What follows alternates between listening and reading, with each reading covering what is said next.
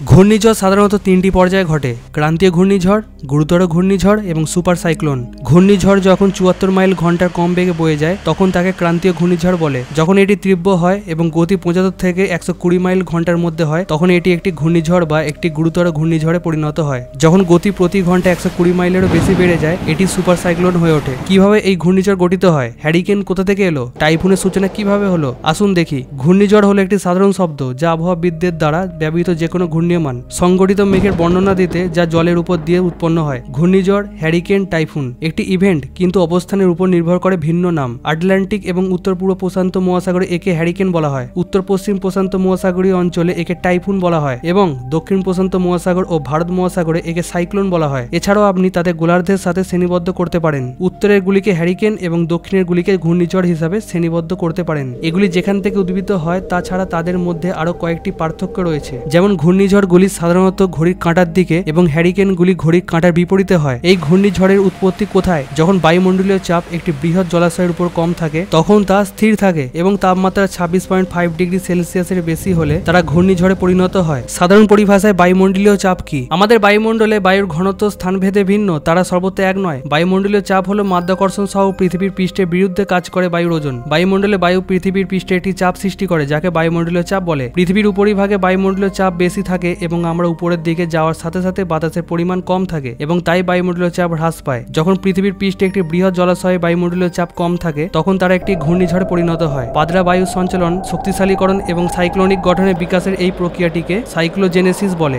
তাহলে কিভাবে এটি একটি বিশাল ঝড়, মেঘলা ঘূর্ণিঝড়ে পরিণত হয়? যখন বায়ুমণ্ডলীয় চাপ কম থাকে তখন উষ্ণ বায়ু শূন্যস্থান পূরণ করতে উঠে যায় এবং ঠান্ডা বাতাস নিচে চলে যায়, কারণ এতে আর্দ্রতা থাকে। উষ্ণ বায়ু স্থানটিতে পৌঁছানোর সাথে সাথে এটি আরো উষ্ণ হয় এবং এটি দ্রুত বৃদ্ধি পায়, ফলে আরো গ্যাপ তৈরি হয়। তাই আশপাশের বাতাস ছুটে আসে জায়গাটি পূরণ করতে। এই ভরাট বায়ু অধিক গতিতে এবং দীর্ঘ দূরত্ব থেকে ভ্রমণ করে। যখন তারা এলাকায় পৌঁছায় ফাঁক পূরণ করার পরিবর্তে তারা সঞ্চালন তৈরি করে, এইভাবে একটি সর্পিল তৈরি করে। এরপরে শূন্যস্থান পূরণ করতে যে কোনো বায়ু ভ্রমণকে সর্পিল যোগ করতে হবে, কারণ বায়ু সরাসরি সর্পিল দিয়ে যেতে পারে না। সাধারণত ক্রান্তীয় ঘূর্ণিঝড় 1000 কিলোমিটার থেকে 2000 কিলোমিটার ব্যাসের মধ্যে থাকে। যখন প্রচুর পরিমাণে বাতাস শূন্যস্থান পূরণের জন্য ছুটে আসে তখন তারা বিশাল সাইক্লোন এবং সর্পিল গঠন করে এবং বৃহত্তর মেঘভেদ করা হয় এবং এইভাবে বজ্রঝড় সৃষ্টি হয়। গ্রীষ্মমণ্ডলীয় ঘূর্ণিঝড় 10 কিমি উচ্চতা পর্যন্ত বাড়তে পারে এবং ঝড়ের গতিবেগ এটি ভূমি থেকে কত দূরে এবং এটি কত বড় তার উপর নির্ভর করে। তারা 3 থেকে 7 দিন স্থায়ী হয়। ঘূর্ণিঝড় সাধারণত বিপন্ন হয়ে যায় বা মারা যায় যখন তারা স্থলভাগ অতিক্রম করে। একটি ভুল ধারণা রয়েছে যে ভূমিপৃষ্ঠের ভবন এবং অন্যান্য বাধা একটি বাধা হিসাবে কাজ করে এবং ঘূর্ণিঝড় বন্ধ করে, কিন্তু তা নয়। যখন ঘূর্ণিঝড় স্থলভাগ অতিক্রম করে তখন ঘূর্ণিঝড়ের প্রধান উৎস